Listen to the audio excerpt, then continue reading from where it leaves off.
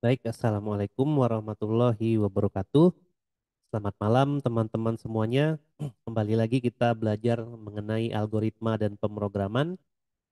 Baik, pada pertemuan 9 ya di hari ini dan besok kita akan membahas tentang materi yang namanya array ya atau larik array.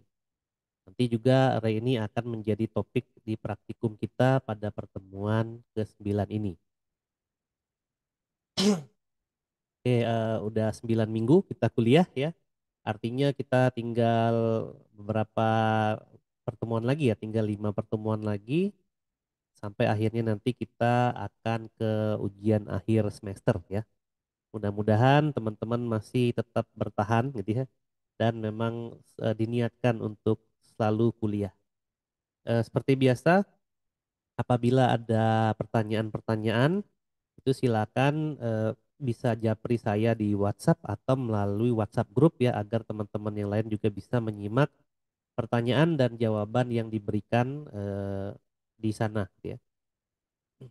Bagi teman-teman yang sudah sampai di tahap ini masih kesulitan untuk belajar algoritma, ya saran saya ya kita memang kalau belajar algoritma itu tidak bisa tanpa adanya praktikum gitu ya, tanpa adanya latihan yang berulang-ulang karena algoritma itu melatih logik ya atau logika. Jadi memang tidak bisa instan ya. Jadi harus sabar, harus sering latihan, harus dapat itu ya apa harus ngeklik ya dengan suatu algoritma itu sendiri.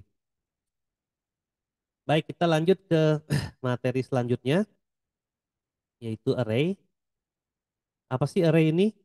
Bahasa Indonesianya adalah larik ya. Jadi kita lihat dulu bahwa kalau kita bikin aplikasi gitu ya, atau kita akan menyelesaikan suatu permasalahan, biasanya ada keterbatasan dalam kita menyelesaikan masalah yang akan kita kerjakan ya. Misalnya waktu itu ada latihan yang membuat deret ya, kalau masih ingat deret Fibonacci. Nah, itu sebenarnya sudah saya singgung mengenai array waktu itu ya. Kalau teman-teman ya pasti menonton sih gitu ya. Evaluasi ya waktu itu ya, video evaluasi terkait apa tugas ya waktu kita membahas masalah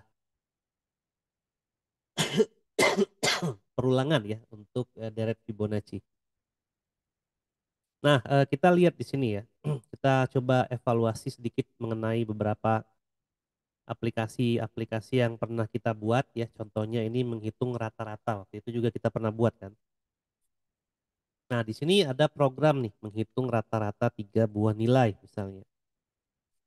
Ya seperti biasa include stdio, stdio jadi standar IO ya, seperti biasa.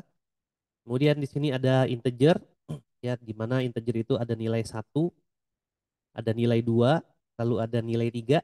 Jadi ada 3 buah nilai di mana 3 buah nilai inilah yang akan kita nanti rata-ratakan. Jadi saya langsung ke bagian kode aja ya daripada ke algoritma untuk array ini. Lalu ada float ya. Kalau di algoritma dia tipe datanya real ya. Ya, emang kalau kita ngomongin tipe data di algoritma dan di bahasa pemrograman itu bisa jadi dua hal yang berbeda ya. Walaupun ada juga sih bahasa pemrograman yang tipe datanya itu real gitu ya. Ada real, ada float, ada double dan lain-lain. Itu semua bilangan pecahan yang membedakan itu nanti jumlah di belakang komanya itu maksimal bisa berapa gitu ya. Karena itu nanti akan terkait dengan alokasi dari memori ya, dari memori saat kita mendeklarasikan si variabel itu. Ya, waktu itu kan udah dijelasin ya di bagian variabel bahwa variabel ketika kita deklarasikan seperti ini ya, integer nilai 1, nilai 2, nilai 3, di mana dalam bahasa si integer itu nilainya 16 bit ya kalau saya nggak salah, artinya di sini kita udah mereserve memori kita untuk mereserve 3 buah nilai bertipe integer berarti 3 kali 16 bit gitu ya.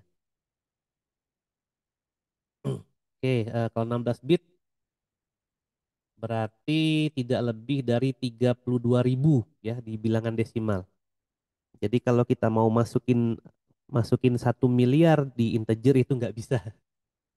Ada lagi sih tipe data yang lebih panjang, ada yang namanya long integer, cuman kalau di C nggak ada kayaknya. Tapi nanti akan dipelajari di bahasa pemrograman yang lebih lebih lanjut ya.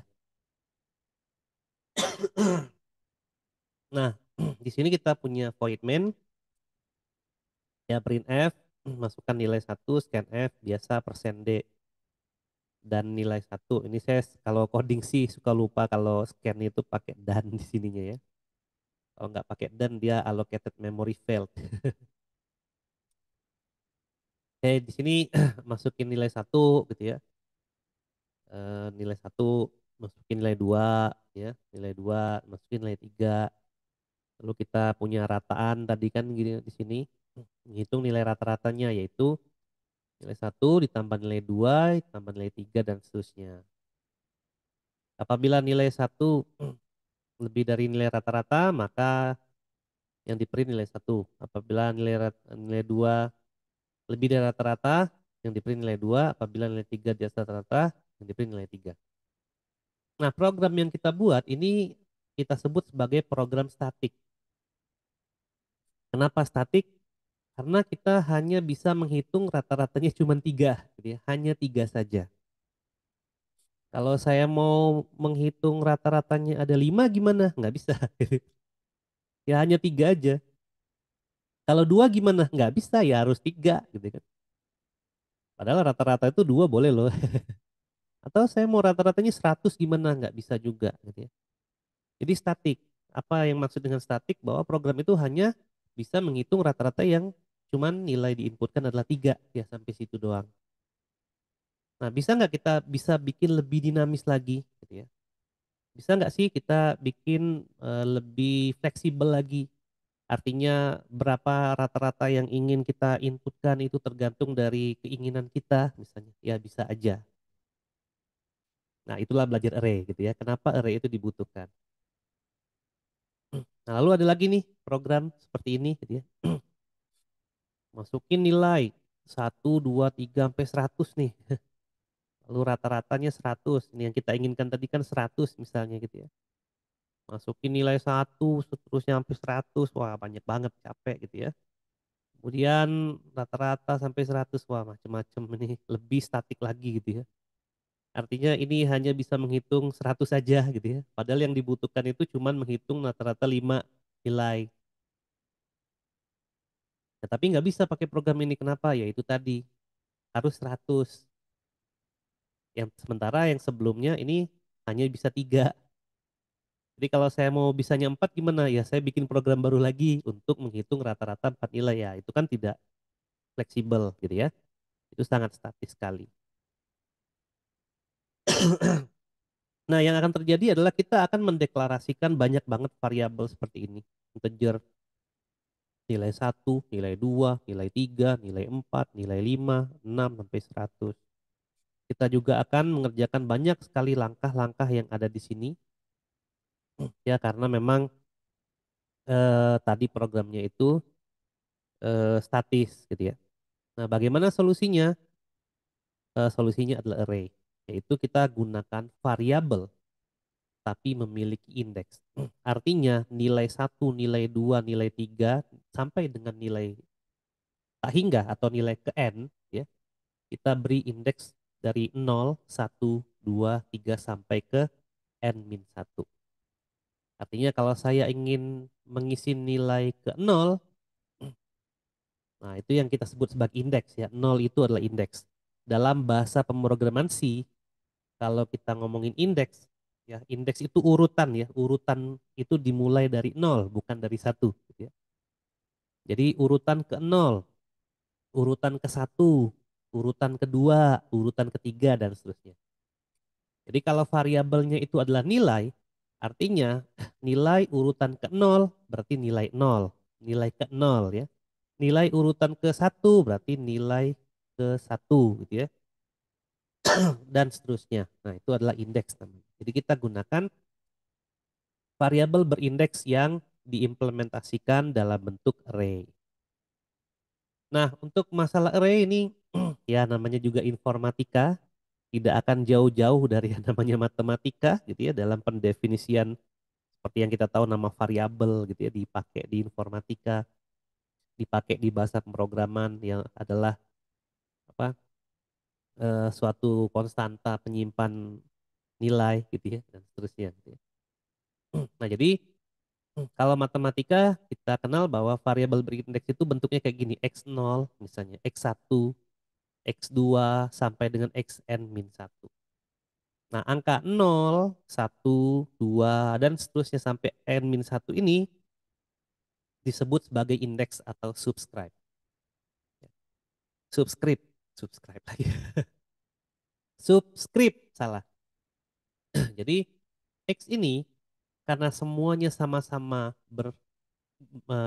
sama-sama variabel X bertipe tertentu kalau di bahasa pemrograman ya, misalnya X itu adalah integer, maka X0 ini pasti integer, X1 pun pasti integer, X2 udah pasti integer sampai ke Xn-1 itu adalah integer.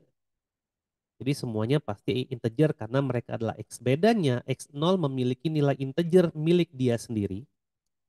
X1 pun memiliki nilai integer milik dia sendiri sampai ke Xn-1 punya nilai itu milik dia sendiri. Jadi kalau X0 itu integernya adalah 10, X1 adalah 11, berarti ya X0 10, X1 11 gitu ya, tidak akan tertukar. Nah, sekarang yang kita akan panggil itu yang 10 atau yang 11. Nah, kita tinggal lihat dari indeksnya saja di bawah sini, ya. Nah, bagaimana caranya kita mengimplementasikan ya bentuk matematika ini ke dalam array? Caranya seperti ini. Jadi kalau rumus matematika itu X di bawahnya 0 itu indeks. X di bawahnya 1 itu indeks dan seterusnya. Kalau di bahasa pemrograman atau di algoritma kita pakai yang namanya kurung siku. Bahwa X dengan kurung siku 0 ini artinya variabel X dengan indeks ke 0. Kalau ini berarti X dengan kurung siku 1 itu artinya X dengan indeks ke 1 dan seterusnya. Nah, ini berarti kalau saya N-nya ada 5, berarti saya akan punya 5 X dimulai dari X0, X1, X2, X3, dan X4. Kenapa bukan X5? Karena kan saya cuma punya 5. Karena indeks dimulai dari 0. Jadi X0 itu adalah adalah urutan pertama, X1 urutan kedua, X2 urutan ketiga, X3 urutan keempat, dan X4 urutan kelima. Artinya kalau saya ingin membuat array panjangnya adalah 5, maka indeksnya dimulai dengan 0, 1, 2, 3, dan 4. Gitu ya. Makanya kalau saya punya N, tadi ya panjangnya 5, pasti maksimalnya itu adalah N-1 gitu ya. Karena dimulai dari 0, bukan dimulai dari 1. Nah, ini definisi ilmiah bahwa array adalah kumpulan nilai dengan tipe data yang sama. Jadi ingat tipe datanya yang sama seperti yang saya jelaskan tadi. Jadi kalau X ini adalah integer, ya, maka semua yang X ini berindeks itu semuanya adalah integer. Nah, cara mendeklarasikannya seperti ini ya di dalam algoritma, dan kalau yang ini sih deklarasi di dalam ini ya, C ya, bahasa C. Ya di dalam algoritma sebenarnya sama aja tapi nggak pakai titik koma aja gitu ya.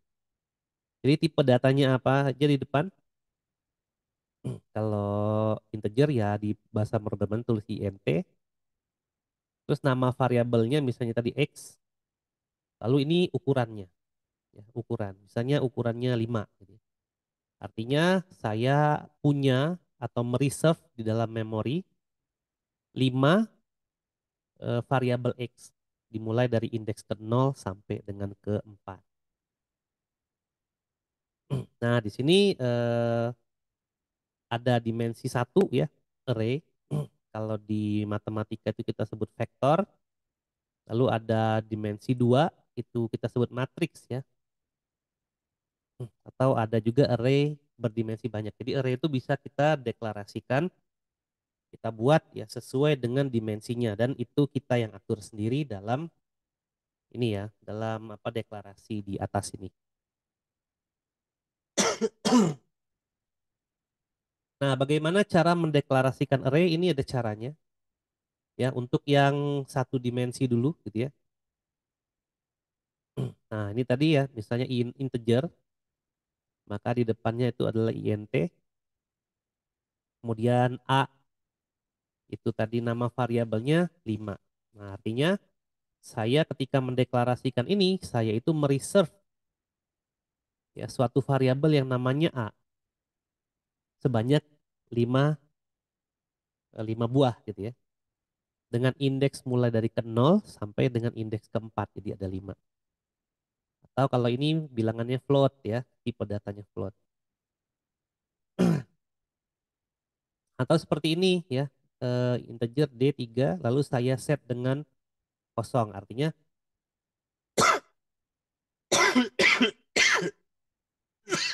aduh maaf ya, saya lagi sakit. Artinya 0 ini kosong ya, arraynya dikosongin dulu. Atau saya bisa mendeklarasikan array di mana array itu saya tidak isi panjangnya, tapi saya langsung isikan dan otomatis nanti panjangnya akan mengikuti. Nah, contohnya seperti ini ya ilustrasinya. Jadi di sini saya deklarasikan array yaitu C, di mana dimensinya itu saya akan sesuaikan dengan isinya. Berarti ini ada berapa? 1, 2, 3, 4, dan 5. Ya. Nah, artinya C ini akan ada 5 panjangnya gitu ya. Mulai dari C0 ya, C indeks ke 0 isinya tadi min 45, C indeks ke 1 isinya 6, C indeks kedua isinya 0, C indeks ketiga isinya 72, dan C indeks keempat yang isinya 1543. Nah, gitu ya. Nah, jadi berbagai macam cara ini bisa saya lakukan tergantung kepentingan saya gitu ya. Mau saya set dulu di awal dengan isinya kosong, atau saya set isinya nanti panjangnya ngikutin dari isinya. Nah, bagaimana cara komputer menyimpan array itu sebenarnya sama dengan cara dia menyimpan variabel, tapi berurut. Ya, misalnya dalam suatu memori kita cuman mendeklarasikan integer X, maka X akan disimpan dalam suatu blok di memori sepanjang X itu. Tapi kalau X kita jadikan array, maka dia akan mengalokasikan memori sebanyak jumlah array-nya secara berurutan ya. Jadi tidak loncat-loncat. Karena memang saat dideklarasikan mereka itu sama gitu ya. Mereka itu dalam satu urutan sequence memori dalam komputer kita. Nah, contohnya nih, ini anggap aja ilustrasi dari memori gitu ya. Ini data lain, ini data lain. Nah, kita deklarasi nih integer A isinya 6 misalnya. Oh, berarti di reserve tuh memori dari A0, A1, A2, A3, A4 sampai A5. Apa isinya belum tahu, baru deklarasi. Kalau baru deklarasi kan isinya kosong. Kita baru mereserve memorinya dulu. Terus di bagian bawah program kita ada lagi tuh kita deklarasiin integer X. Ya udah X-nya di sini. Tapi X ini nggak selalu di sini sih, bisa di bawah atau bisa di tempat lain ya dalam suatu memori kita, namun dia tidak berurutan seperti kita mendeklarasikan suatu array. Kalau array pasti berurutan kayak gini ya. Nggak mungkin indeks ke nolnya di sini di atas ya, indeks ke satunya di bawah, indeks keduanya di bawah, nggak mungkin gitu ya. Jadi array itu deklarasinya ketika kita deklarasi sekaligus panjangnya, maka akan seperti ini. Sekalipun kita deklarasinya seperti ini ya, maka isinya akan seperti ini ya, anggap aja ini memori. Artinya dia sudah terisi dengan suatu nilai, tidak kosong seperti gambar di sini. Nah, itu kira-kira alokasi memorinya. Nah, untuk array memang harus dideklarasikan terlebih dahulu. Namun cara deklarasinya bisa global gitu ya di luar fungsi utama ataupun di dalam suatu fungsi secara lokal ya. Waktu itu kan kita udah pernah bahas apa itu variabel lokal dan variabel global gitu ya. Array ini sebenarnya variabel juga tapi dia termasuk variabel yang bentukan gitu ya. Waktu itu juga kita belajar variabel bentukan tapi belum menyentuh array. Nah, ini kita membutuhkan array karena permasalahan-permasalahan yang sudah saya jelaskan di atas ya. Oke, kita lihat nih contoh nih. Menghitung jumlah isi array. Oke, misalnya saya di sini mendefinisikan ini juga define ya bahwa ya kalau nggak pakai define juga nggak apa-apa. Saya cuma definisiin aja define size itu adalah 5. Jadi di sini integer a size artinya size itu 5 gitu ya. Dimana ukuran memorinya 5 lalu isinya adalah 1, 3, 5, 4, 7 gitu ya. Lalu saya jumlahkan semuanya lalu dapat hasilnya gitu ya. Jadi saya menghitung jumlah isi array. Artinya total ini adalah variabel yang menyimpan isi dari array yang saya jumlahkan gitu ya. Jadi saya jumlahkan 1 ditambah 3 ditambah 5 ditambah 4 dan ditambah dengan 7. 1 tambah 3 4, 4 tambah 5 9, 9 tambah 4 13, lalu 7 tambah 13 itu adalah 20 gitu ya. Ini kita coba aja nih. Ini saya pakai ini ya biasa. Online. Nah, online. Ini saya ganti set. Oke, 20 ya. Ya udahlah nggak usah pakai ini, nggak apa-apa sih sama aja gitu ya. Nah, gitu. Ganti 5 deh gitu. Sama aja sih. 20. Nggak usah diganti.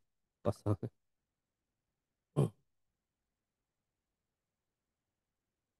Tuh, error. Oh iya, ini juga size ya. Ini harusnya apa? Ya 5. Ya sama. Ini diisi 5 juga bisa sih. Bisa. Nah, sama aja ya. Nah, jadi di sini integer i itu untuk perulangan ya, masih ingat for bahwa di sini akan dilakukan perulangan dari i ke 0. I itu nanti dipakai untuk menyimpan indeks dari array-nya dan indeksnya itu adalah dari 0 sampai i kurang dari 5, berarti sampai 4 ya. Kalau kurang dari sama dengan maka 5 masuk. Tapi karena kurang dari aja, jadi hanya sampai 4. Nah, yang dilakukan itu menggunakan operator plus sama dengan, masih ingat ya, bahwa menambahkan dari yang sebelumnya variabel yang sebelumnya saat perulangan dilakukan ya. Jadi total ini awalnya di set dengan 0. 0 yang pertama untuk i sama dengan 0 isinya adalah a ke i gitu ya. I-nya 0 berarti 1. Berarti total saat for pertama menyimpan nilai 1. Kemudian i-nya naik ke 1 lalu ditambahkan 1 ini dengan a i ke 1. A i ke 1 berarti 3 ya. Jadi 4. Jadi total saat perulangan kedua nilainya 4. Ya. Lalu total saat perulangan ketiga nilainya 5, total saat perulangan keempat nilainya 4, dan total saat pengulangan terakhir nilainya 7. Gitu ya. Kita coba modif sedikit. Set. Alah, kebiasaan. Apa agak belum biasa dengan coding sih.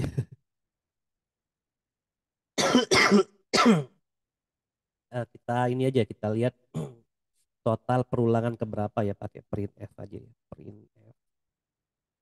Ini kalau agak error-error dikit maafkan ya. Nggak sambil nyontek soalnya. Perulangan ke ke berapa nih? Persen deh. Perulangan ke 1 ya. Berarti ke i ya. Ke pakai dan nggak ya? Lupa lagi. pakai kayak jadi.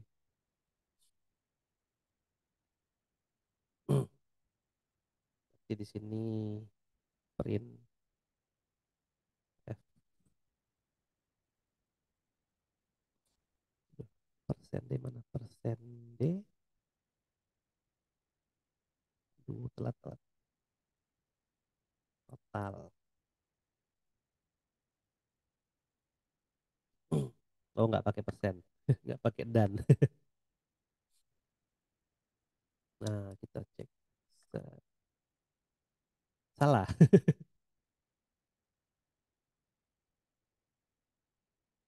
Iya.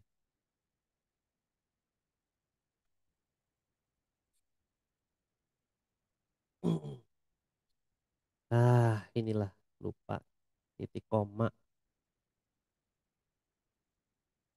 Nah perulangan ke satu, perulangan ke nol ya satu.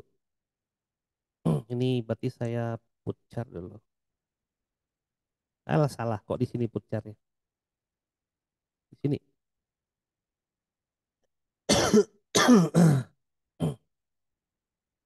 Nambahin karakter ini ya. Enter.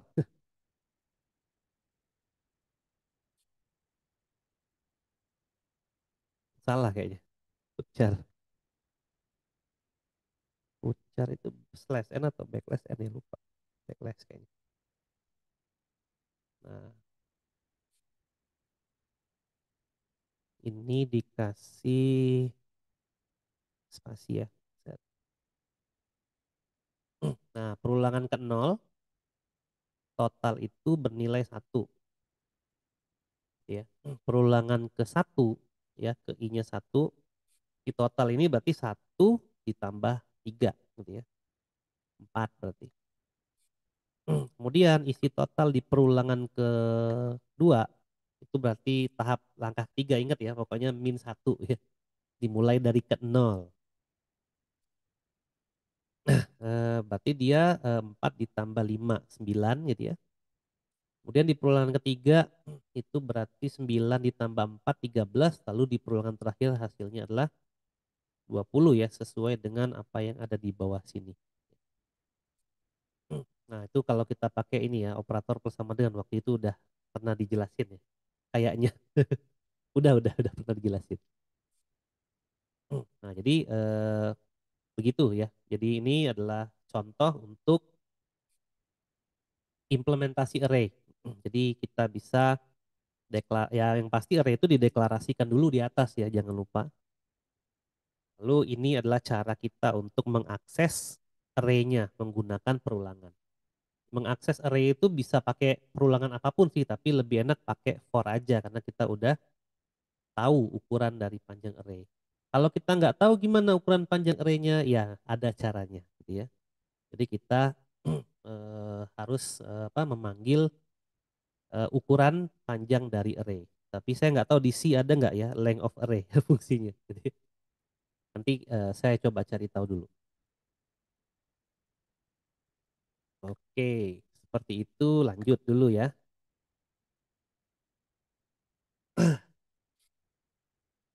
Lalu contoh yang kedua nih, ya akses array di luar batas indeks.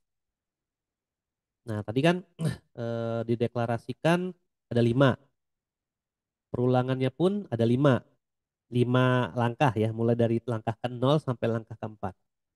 Nah bagaimana kalau misalnya saya mengaksesnya itu indeksnya yang ke-6 misalnya, atau yang ke-7. Artinya dia berada di luar dari batasan itu. Nah kita coba cek aja gitu ya kalau gitu. Kita cek, kita modif aja aplikasi ini tadi.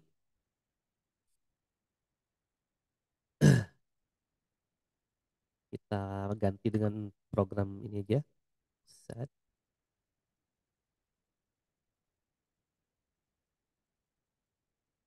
Nah, artinya di sini ada aduh maaf ya. Ada A 5 1 3 5 4 7. Lalu yang ingin saya print itu adalah A yang ke-6.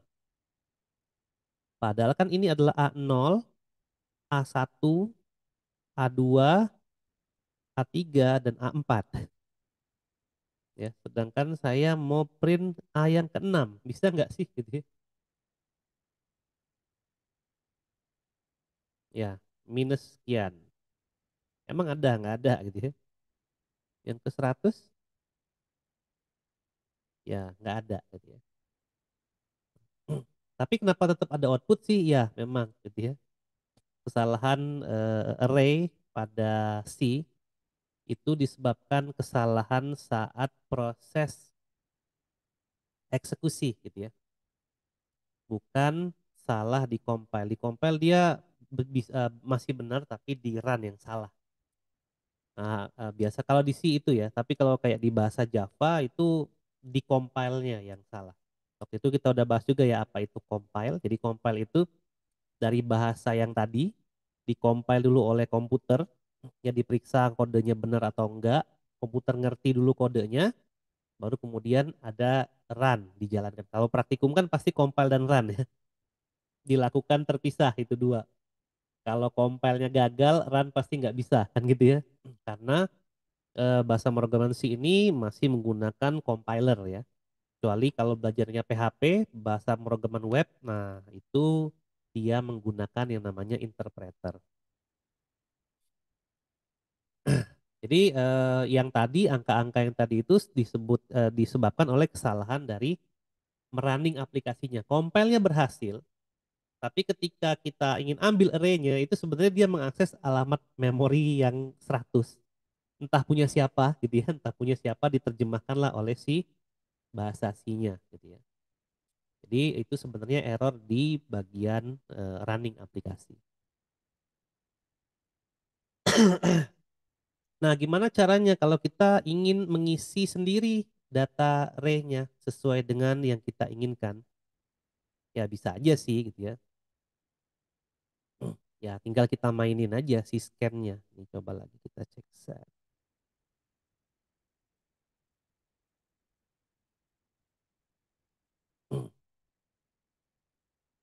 Salah di sini.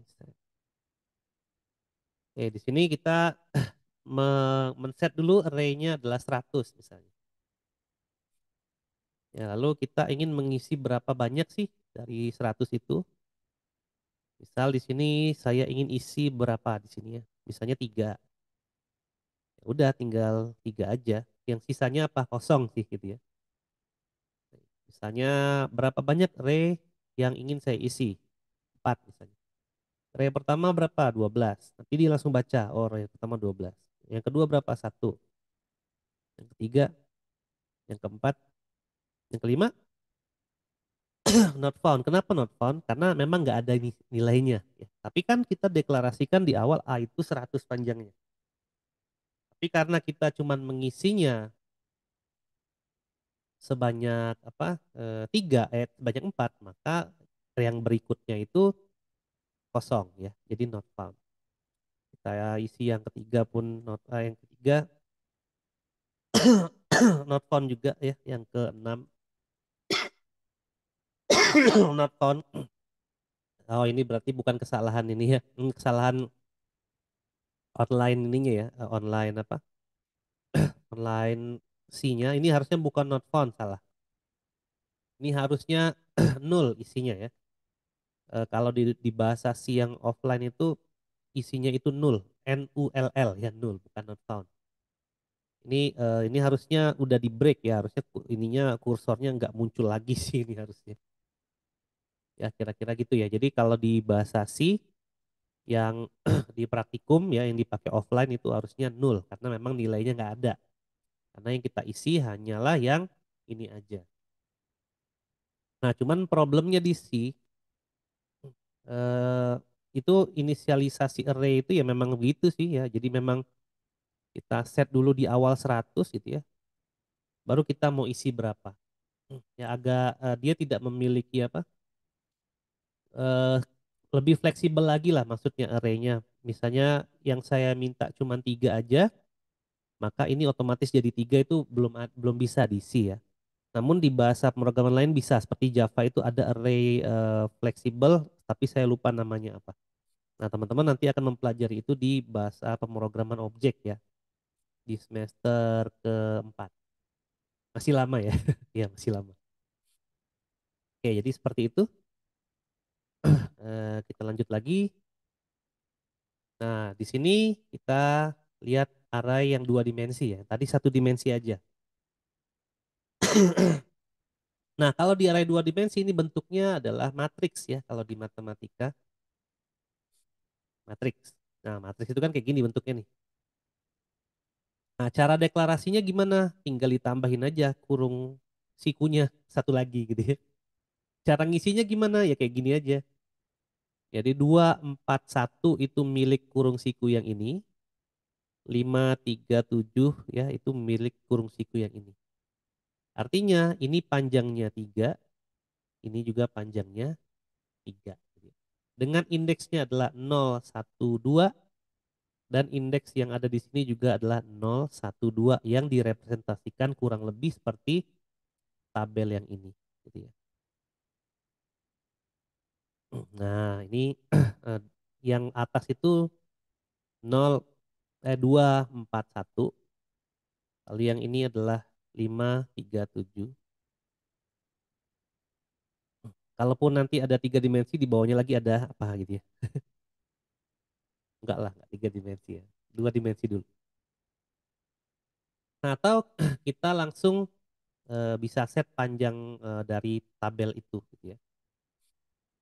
3 kali 4 misalnya. Ya, kalau 3 kali 4 maka panjangnya 3, ke bawahnya 4.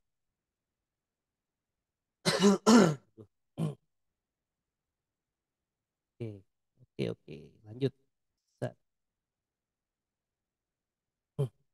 Kita, oh ini cara membaca array ya, ukuran tadi ya, M kali N.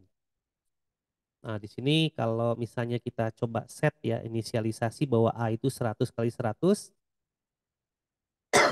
maka cara membacanya itu berarti persen D-nya 2 kali gitu ya. Lalu ini adalah M dan N. Nah, nanti membacanya itu di dalam for yang seperti ini. Jadi ada for, di dalamnya ada for. Tapi kalau kita pakai for, di dalamnya ada for, maka ya persen D aja 1. Tinggal diambil dari indeks ke I, J-nya saja. Ini kita coba contohin aja. Ini ya, saat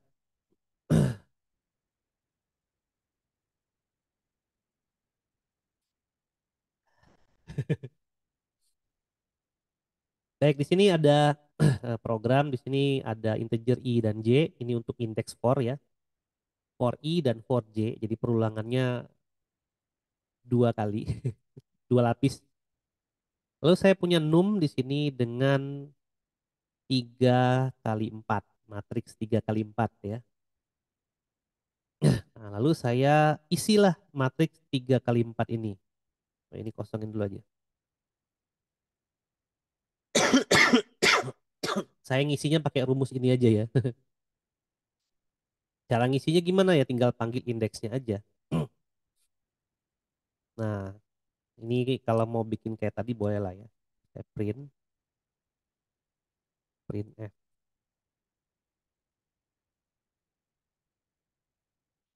persen D, persen D. Aduh.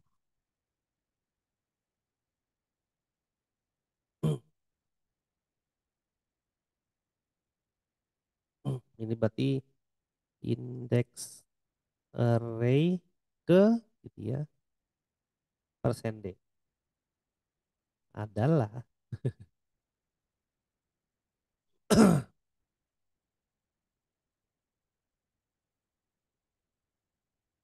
persen D dong. Karena nanti I sama J ya. Titik koma.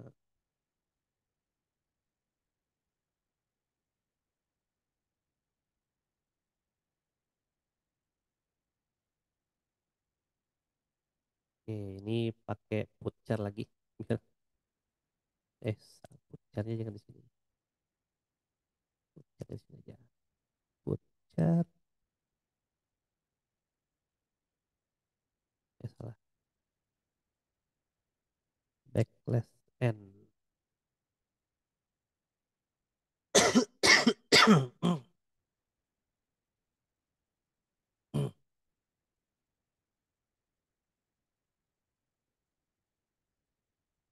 Kenapa terpisah?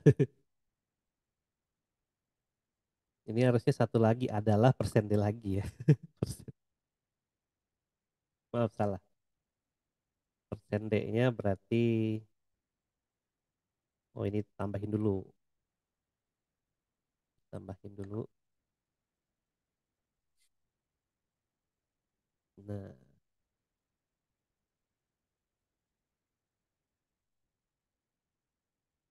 ini berarti num i J.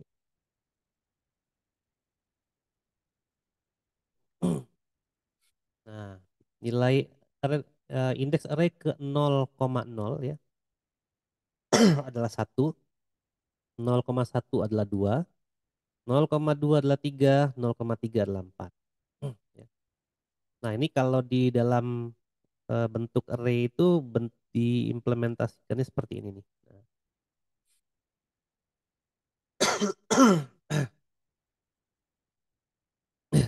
Oh salah saya, 3 kali 4 itu baris kali kolom.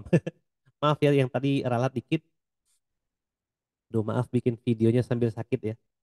Jadi 3,4 itu adalah baris, ini baris, baris tuh ini dikali kolom ya.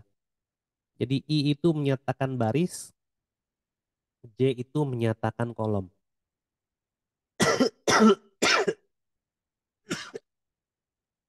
Artinya baris ke 0, kolom ke 0, baris ke 0, kolom ke 1, baris ke 0, kolom kedua, dan baris ke 0, kolom ketiga. Nah, 0 ini adalah I, 0 yang di atas ini adalah J. Jadi I itu adalah baris, J itu adalah kolom. Ya, maaf tadi agak salah menjelaskan. Nah, maka ketika tadi aplikasi itu dijalankan gitu ya.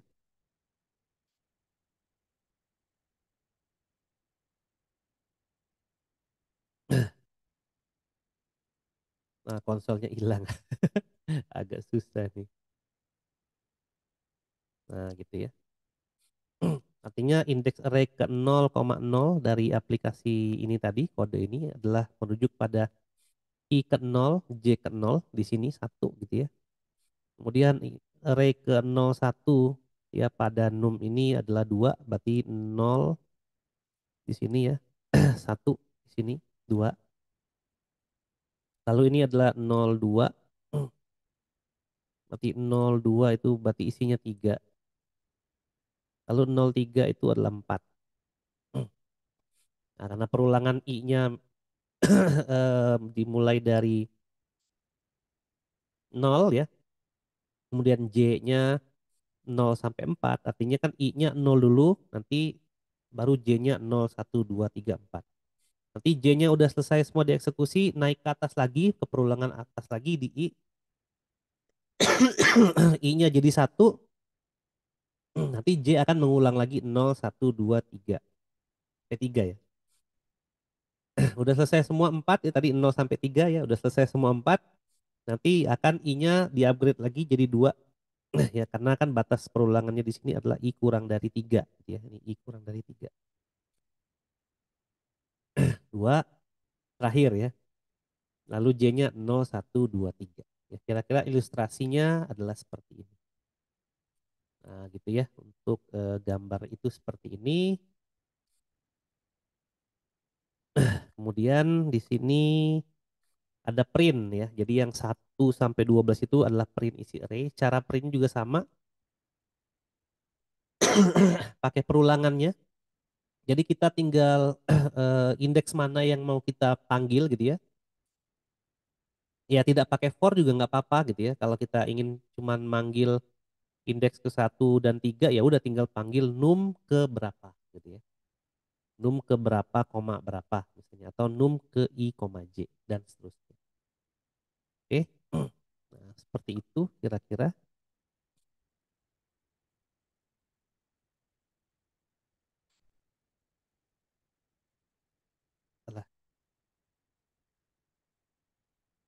Nah, alokasi memorinya gimana sih kalau array 2 dimensi? Sebenarnya sama aja dengan array 1 dimensi tadi. Jadi arraynya itu akan nyambung di belakang dimensinya. Nah, contohnya kayak gini gitu ya. Nah, di sini contohnya adalah array tadi seperti contoh kita tadi num 3,4 misalnya. Maka itu sebenarnya 12 kan? Ya kan 3 kali 4 ya 12. Eh, baris kali kolom ya 3 kali 4 12 ya udah disimpannya dari 0 sampai 11. Jadi ada 12 nih 1 2 3 4 sampai 11 ya 12. Jadi simpannya berurutan. Jadi 0 ke 0 di sini 0 ke 1 itu di sini 0 ke 2 0 ke 3, 0 ke 2 sampai 0 ke 2 ya. Sampai 0 ke 3 gitu ya. Nanti 1 ke 1 1 ke 0 1 ke 1 1 ke 2 1 ke 3 lalu 2 ke 0 2 ke 1 2 ke 2 dan 2 ke 3 gitu ya. Disimpannya sama dengan array satu dimensi secara berurutan. Jadi baris dan kolom ini karena dia dua dimensi bukan berarti terpisah dalam penyimpanan alokasi memorinya tapi memang bersatu dalam satu urutan list yang sekuensial. Baik, itu saja ya dari materi array kita pada malam hari ini. Mohon maaf sebelumnya saya memang lagi sakit dan tidak enak badan. Akhirnya evaluasi UTS itu juga saya baru upload malam ini gitu ya. Lalu ada yang saya lupa untuk upload yaitu evaluasi tugas terakhir yaitu yang fungsi dan prosedur ya. Insya Allah pada minggu ini akan saya upload juga. Namun untuk malam ini ya kita belajar array menggunakan video yang saya rekam saat ini. Baik, terima kasih sudah menyimak sampai dengan akhir. Semoga informasi ini bisa membantu teman-teman dalam belajar algoritma. Apabila kurang memahami silahkan ditonton ulang kembali ya. Itu saja dari saya. Terima kasih. Wassalamualaikum warahmatullahi wabarakatuh.